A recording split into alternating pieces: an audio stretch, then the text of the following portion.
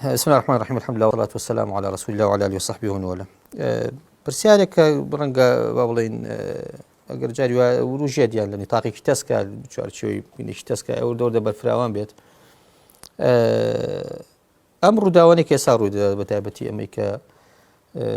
ئەڵڵا بخواتە اسمی عەظەمی بەفریای ئەو خەڵکەوە بچێت کە لە غەزەیان و لە موسڵمانان تووشی ناڕەحەتی تووشی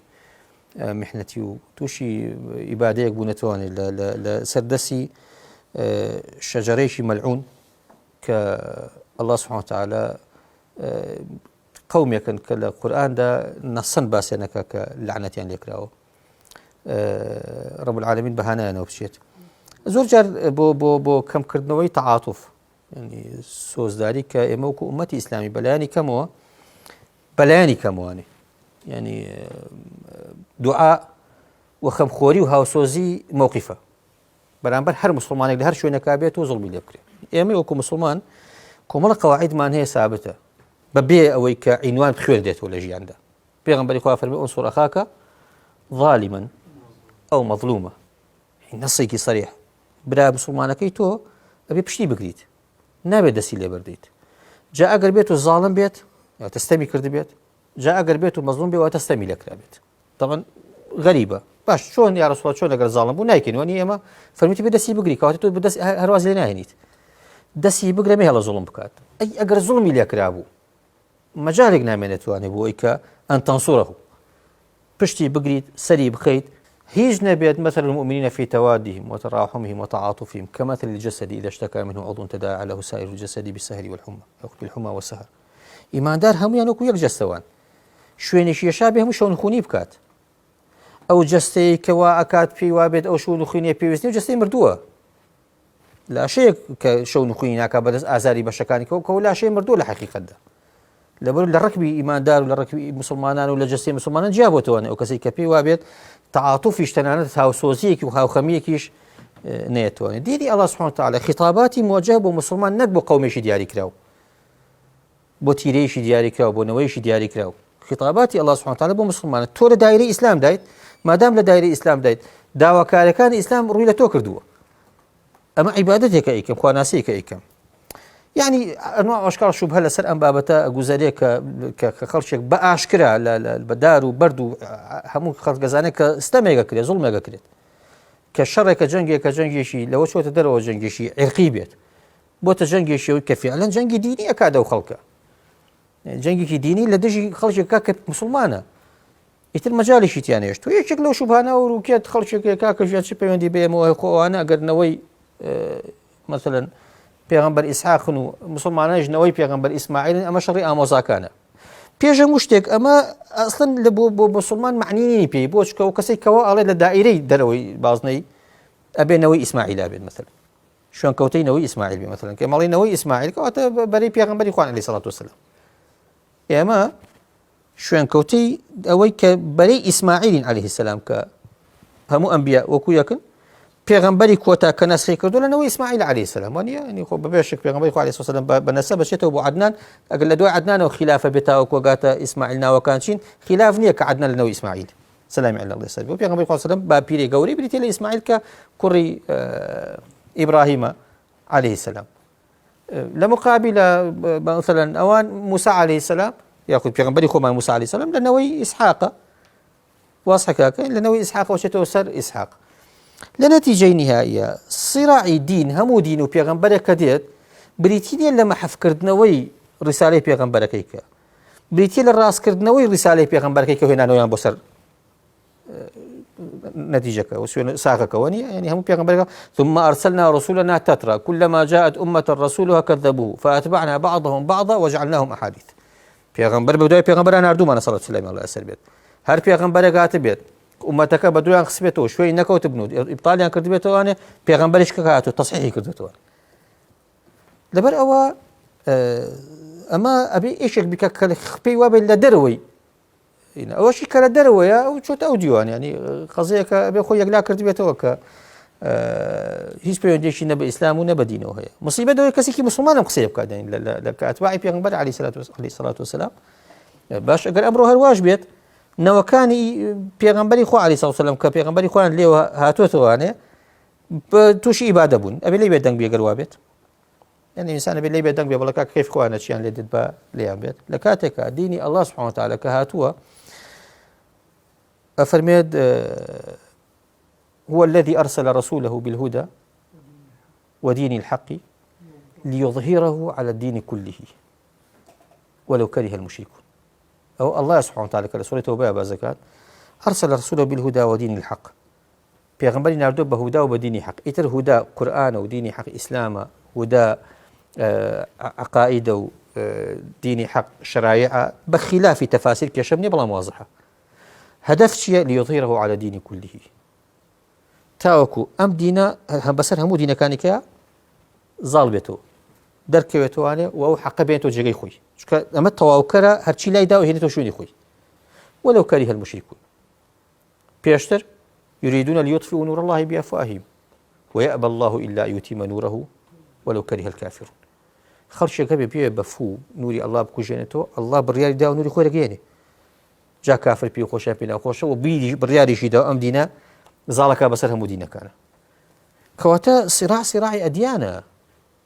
باقياتي دين نيتا وكو صراعي تابع أو كصراع دروس كلا وصراعي باطلة خرجي بيو خريقك ململاني باطلة قوميته نتوقريتي وخوف كجدان لبناء شو مانا تشينا مانا يكسان باتشي قيما مبادئ يا نجاد عرقا صراعي حقيقي صراع لبين أديان دا الحقيقة دا ديني منحرف لقل دينك هاتو الله سبحانه وتعالى راسي كردوتو أنا رجي خصوتو قوم يكا الله سبحانه وتعالى فرمت لعن الذين كفروا من بني إسرائيل على لسان داود وعيسى بن مريم ذلك بما عصوا وكانوا يعتدون لعنتيان لك لا فرمت لعصيان لتعداء لظلميان كانوا لا يتناهون عن منكر فعلوا بيخنبون لو كارشي خلافه يكردون جوشان داوتي وبردوان صفتيان وهابوا أمر صراعك وادسي بيكرد أو صراعي أود لقلا أكاد تو بيقول لك ما بنوي إسحاق ونوي إسماعيل نوي إسماعيل يم أتباعي نوي إسماعيل خاتم أنبياء صلى الله عليه وسلم الله يلسر بيت وأصلي أم صراعشي وباسكردين لبر أو مصيبتك أمره يعني جورك لتخذيل ساكرت نوا تنال دعاء لها سوزيج برامبر بمسلمان أنا كظلم يعني ليك برامبر يعني دارو بردهاتو تدنك لويك منال كشتن وإبادة كردني منال جوانا دان هرشي بي بوتي بتكاني كدان درابو وكو خرما دان تاشي بس أخواردو يعني ما في منال ما في آفرد ما في نازانا مشي أصل أساسي هيجي دركو كهمو شعاراتا بيماني أفروش نواني لبرشاوي همو خلق إبادة كريت تقر أكري قادة كريت تو بيت السر كاكجان بوشي والياتو من حقموني بس الوشي والياتو أمرو توشي وبود لخطأي شو توجب واجب مناصرة يامكم هل لخطأي كواني توجب واجب سشار مشكم مسلمان واجب مناصرة كم مصيبة أم عقليته يعني عقليته كاك خلق زور تياسيتو ما بابا خلق زور تياسيت شيا بام النمونية كبيا بدم كنقبة لصحيح مسلم داهاتوا جابر كرة عبد الله جارتواني رضي الله إلى سربيت شخصيك لكوفية بايك هالي كرت باك باو بايك سور ودنيا سور بو لو شي خول باريني كي سور بقوتي ناراحت بو بي افرم بياوك رايه كرت همو هاوار ودنگ وقرقرك جمال بي فرمو عبد الله كريم مسعود فرياك وعبد الله كريم مسعود فرياك وقيامتات قيامت استاو لكوفيا فرمو عبد الله كريم مسعود كجولي بو قال يا ابو هستاو فرمنا قيامت نايت قيامت نايت هتا روجك ديت نمي لا توزيع اكريت نكز دلي بغني مخوش بيت زوي سبب قيامت وتيان اشتواها فرموديكي بيغمبري خوي جرى عليه الصلاه والسلام فرموديكي مفصل كباسي اواكت او عبد الله كريم مسعود اشارتي بوشام كرت اشارتي بوشام كري فرم بيغمبري خوي اشارتي كري فرم اليو لكاتك كفر هم يكو بيتواني اكون جاني مسلمان نسي امانه لو الرجدا او مسلمان يبارك لي انا بنوزاني تشان بسرديه افرم بربابي واه الصدقه سنيكس يعني درجه لصد نفرك درجه فبأي غنيمة يفرح شي دڵی بە غەنیمە و دەستکەوتی شەڕ خۆشە بێوکات هەر میلادیش تۆزیع ناکرێت بۆ کەس نەماوە میلاد وەرگرێ ئەسڵی سیراع هەروای لێ دێتەوە ئەمە ملانەیە تۆ بێ بە قسەی خۆش و نابێت و ناگۆنجێت و چیشێمان نەتیجەی نهایی هەروایە سەرنجامەکەی هەر ئەوەیە ئیتر تۆ چۆن خۆتی لێ دزیتەوە خۆتی لێ بدسەرەوانەیە لا تقوم الساعة ئەگەر ئەتەوێ قیامەت هەڵنەسێت و بڵێ نای هەڵم قیامەت هەسێەوە قەزەیشی قرتي قيامة هالنصي نابي هصيت هو قضية كي بلام قيامة هالنصيت إلى ورودة حتى يقاتل المسلمون اليهود فيقول الحجر والشجر يا مسلم يا عبد الله هذا يهودي خلفي فتعال فقتل إيه والله دارو برناك يتقسم الله ولا يهودي يقلب بشت مويتاوك أو أندان ظلم نكرد بيك هم خلق رجوا بيلا برشاوي أو أندان استمكر دبيت بلا روكا برا ديت بوهمو كاتي خوي هروابون بيغمبراني يكشتو ابن عباس رضي الله عنه سلبي فرمى بياني يقعد الزور بيغمبراني كشت اوار بازار اخوانا كردو يعني نبان ديو نبارنونيا اقاموا سوق بقليهم يعني كابرا بياني بيغمبر يكوش اوار بازار انا كردو خريك كسابتي خوام هجوش يعني هذا او نفسيته لسروف يركر او تاس امرو وزيري دوني وزيري جنجان الله المفروض هنا نوويش اللي ابدا ماليش ناوي لي بدنا تير نبو بمهم من كشتنو إبادة كردنو قتلوا عام كردنو بيش كردنو الله إبادة كن أما أو تمييزك الله سبحانه وتعالى صفوف باه أكاتوار خلشي بيدركات تو يعني شيء هاوس وزنابيت يعني شيء واقي خلق من أكيد لدوي دعاء كشبكات هل ببارتو أنا خمسة اللي بقوات نا وأنا قوم إيش كانوا وأنا عرب عربي شيء لا يجي غزة باش يجي غزة أجر قومي ذاك باش يجي غزة كرد فر من يكرد الشر ده سروانه بكيز نبي لسروانه ككرد قتلوا عام كريم هر كرد حال صلاح الدين أيوبي كاي خوي رزقاري كرد وهجرتي جورب وهي كرداتي صلاح الدين أبو خالد كرد شنو هر منطقة هم كرد بكامل إيه استاش كردن إيه خليوش إبادة كأنه مش يتياس شنو فوتين أما مقاييس وقيم نين حقيقة قيم راسقين مسلمان أويا ظلم شي جورة هي وصراع شي يقلاك روشة يتر شون خما اللي بدزينه وأنا شون اللي راكين نتيجة كروي شو كان مروح يشتيش كنا كمان دتوه شيء قوتي هي زالة شيء قوتي هي قوتي قويكاد تنها قوتك عدلك قوتي الله سبحانه وتعالى رجعنا هذا ظلم بكل حقيقة ده نهلا خلق ظلم بكات پیغمبر خدا وسلم لو پری قوتی ابو خلشی نردو صحابه خلیفه نردو یعنی فرمیتی منال نکوجن جن نکوجن پیری بیشک نکوجن تولی لو آنی کومالک مسلمان بیک کومالک مسلمانی که مخالفی پیغمبری خو اکات لا من معصیته کایکات ام دینی الله رجعنا داد لا او الله نا من على كان شام كوجن سك جوراب نواني بجوز إقل ديني يزاني من على كان شان خوكو أنا درس نواني لبرو الأساس محاكمين من على كي من يكردوه كلاسكي داشياتي لسر أساسي من ده الله سبحانه وتعالى ولا تزير وازرة وزر أخرى من على كشتاواني شيء أجر تو بيدوات باوشي تاون بار أجر بيدوات دايش تاون بار بلام باكترين كسي أنا كشتو كبيغمبرنا صلى الله عليه وسلم الله على سربيا باكترين كسي جاكوجن كم من على وركن كبيغمبرنا ما بيكوجن من على كوجن من على الإبادة كان شو طبيعتي أنا وياه دبر برانيكم أم بابتك قصدك لاقيبة نسياسية تنهى بابتك اعتقادي ودينية للأئمة إيمانا أم بابتها جقل لويك إنسانيا أقرب برواني بيظلمك أشكرايا أنجا لقل أو شاء بينين أويك أما أكاد ديويشي بوغني سياستي يهوديتك يهوديتي حقي جنيبي وتي صهيونيت زايونيت يعني ديوشي بوغني أويك لناو يهوديشنا لا يشي يهودية دسا مخالفة وكان كان دولتي شان هبيت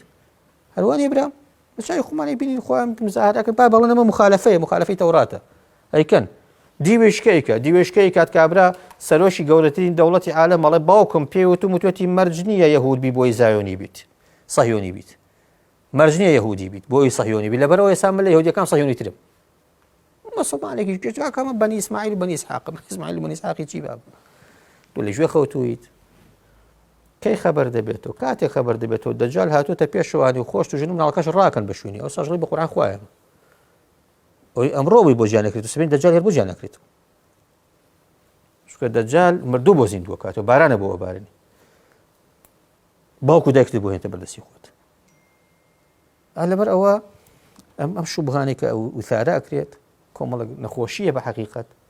أما دينا أما إيمانا أما جزء إيك الإيمان مناصرة كردنيا همو تخذيلك همو ساكرت نويشي خلشي لدعاء يعني لباشتين حالة يا جهلة لباشتين حالتها لحسن الظن جهلة هركسي بك إن زانية بأقاية لأسوأ حالة الشيء إفرازة ما كان الله ليذر المؤمنين على ما أنتم عليه حتى يميز الخبيث من الطيب بخو الله وزي ما درنا هنا أواب من النواني هم يدعي إيمانا كاتو هم يدعي إسلامتية كاتو هم يبيوايا آية 24 حتى يميز الخبيث من الطيب بلام وما كان الله ليطلعكم على الغيب. زور عجيبة آية الله غيب تنبو أشكال أنا كتال غيبة وبزاني غيب وبزاني شراس وشرازنية أي وكو ابن كثير فرمي أما لجنج يحود هدوا جنج يحود هاتوا لصراع دريخات للربو ربونا دريخات شو خو غيبة فين عليه من أوسيري خلق مزام درويانا بنا ناكرش تي ولا سل ما كان الله ليطلعكم على الغيب الله سبحانه وتعالى غيبتنا فين عليه باش أي خبيث طيب الله جناهي الله خبيث مسلمان تاب منه ولا سر حالي ما كان الله ليذر المؤمنين إيمان دارا نابي واب منه حتى يميز الخبيث من الطيب بخوابي لا قال لا لا لا لا إني بدم لا لا شلون لا بالفتي بدم باشي كينوانه شيء راسته شيء رازنيه ما غيبش ما بينها ايش شلون بيزاين وكو ابن كثير فرمى لشجن يحدا لا تكاني آل عمران لجن يحدا لصراع ديتواني لصراع لبران قالبونويا لربو روميا راستو دروز دلكويت شيء باكا شيء تنها بابتا كان يعني تواني بابتي عقلي نازم شيء معنا بوتاويك خوش گوزرانی إصلاحاتی دنیایی بوده سنتر بو مسلمان اما مصیبته کابرا دانش الله کاکا بخویان به ساحتانشون بولیاتیک بدین او ساحتی لیو دانشتوا مجسمی کعبه بود رو زکا شیطان بدوری او کو شیطان هلا پرنو بابلين رقص السماء ودولار وتشي خرابه هيرن قينا كباليان تيكنا شي مان لخل شي تيكين سيم نقبتيه ام عقليه التعامل كردن لقل روداو اخو براوي او ها بدوي درنا شي تو على برشاي خوتا با اني بيني تائسا نزاني لما يبو جانوبيته حق باطل شي مجدد من جد جالنا يزانيت شو زول لما خاطر ترفيتنك شو لكاتك داديت يعني كز ناكلونيتو بيناكلونيتو لكاتك دادي كز باس جيناك وشتي شي بيه تومر تو شد باساني بتواني تشاود ببسيتو اصلي صراعك وبيا بقورتك او خلشي كن لجير دار وبردا شايت ماني هنا هواري خواك لغيري خواك كسك هاورنا كات اي جدي بي كان تو غلطي بي كاتو بلاي كاك جان ليان قربا او بس يتر شي معناك شي واتاك ما وتواني بو ايمان دارتي بو مناصري ايمان دار بايمان دارو لبرو برا امنوا شبهانا شبه زو من علان او كاتيكا اما هاتوش تكان من غوريو من مسلمان وسبين لقبر برسياري ايمان مليكري برسياري مليكري الله كش ربك وشيء دينك وتشيبو او شخصي كناي محمد هاتبو موقفه شو مبرانبري لما زيادة اللي منابرسن بيمنا قومك وشيء بيمنا زمانك وشيء بيمنا باش زمان خسا اكيد بيمنا رنقت شونا كستواني بلوانيه كوتا من مصير بسراوته بمو ما دام مسلمانم دروي دائري اسلام قضيشي كي قصي كمان هي لقال دروي دائري اسلام امرو دروي دائري اسلام انهياري كردو مبادئي هموي نما شاو بستو درو دلا سكردن وقالتا غلشتني في المسكي تمساح وما في مروف وازادي وما دركوت هموي اوي كامانو كاك الرازنيه او هموي بابتك وكو عرزم كردن هم مجارك بتكي قريشه اي برسن تابرسيانه بيت كبرسيا بو يخون لەگەڵیان خوایە تا ئەو کاتەی بەرامبەر بۆ خۆیانە بەڵام کاتە سەرەوەی کە بۆ مسلمانە بیکەن ژۆ مەدەنێ هەڵە هەرچاویشی لێ نییە بۆی بزانی کە هەمووی ئەڕوخێ دوور دەوردە مەبادئیکە تەنها مەبادئێک صحیح بێت و ساغ بێت و مەبادئی الله سبحانه وتعالى بمبدئی الله سبحانه وتعالى واضحە ئەم بابەتە چییە و موقفی ئینسانی مسلمان تێدا چۆنە دەبەرەوە ئەم شوبهانە ئەم گومانانە کە دروستەکرێت لەم بابەتانەیە بۆ بەلارڕێدابردنی ئەسڵی سیراعەکەیە من ناڵێم نەتیجە مثلا لا جامي سنة جام شي رويدا وشي وايكرو شوي نكردو من ما بين كيسار روادات هموش تشكا بيشيتو او دقيقة بينيت مسلمانك باشكرا ظلمي دي اكريت وشوسندريت وتي اشيت يتر اعتباراتي كاشيت اولى ولا حقيقة ده لا حقيقة ده خوتو مش ناضي موقف شي موقف كاك خوتو لم الله تاع موقف شي تناون ديت سوزي كدي وباريتو بوينتو عايقكيت نبي واش بيبرين بانا بيدويش يعني هو بوتشي اللي بيناوي يعني يتردوا هو شي كروادات وشي كيتو ضل نيابا اخيرا صراع كان هل وادرت نواني يتر صد صالي كي دو صيكي حفتي داهاتو ماجيش كي بينجي كي من نازانم بس نتيجه الاخيره هر اميلي اشكيتو هر سنه جام امي امره لو سبينتوش ئەو سیراعشکە لێ سەری هەڵداوە ناوەسێتەوە بە ئێرەوە بە هەر دیوێکا بکەوێتەوە ناوەسێتەوە بێرە بە شوێنی خۆی بە هەر دیوێکەوە پرژەکەی ئەڕە بۆ هەموو دنیا ئێمەش خەمی پرژەمان نییە خەمی مووقیفمان لە بەرامبەر ئەڵڵا سوبحانه وتعالە من چۆن بەردەمی خوا سبێنێ بەردەستی خوا پرسیارم لێ کات هیچ نەبێت دوعایەک ڕاشڵەکاندنێک دڵنی گەرانبوونێک ئەرێ برایانی خۆم کۆتایی پێێنم بەس بیخەنە بەرچاوی خۆتان ئاوە چاو بنووقێنن ئەمانی کوڕی خەتابم بۆ بێنە ئێرە بەس بیخەنە بەرچاوی خۆت بەڵام دوو قسەمان بۆ بکە ئەجا بزانە چی پێڵێ ئەم پێوتە فەرزی مەحاڵ نییە هەر هیچێک بینی ئالیا بینی ئێستا ئاوە هەرکەوە بە چاو بێنێتەوە هەموو شتێکە بینێ بڵێ ئادەی مووقیفە چییە بزانە چیمان پێڵێ و کات ئێخۆ ئەڵڵای عومەر هەروە تەعامڵمان لەگەڵاکە ئەڵڵای ئەبوبەکر هەروە تەعامڵمان لەگەڵاکە لەبەر ئەوە هیوام وایە ئەمەندە کە من قسەم کەم تیا کردووە بەڵام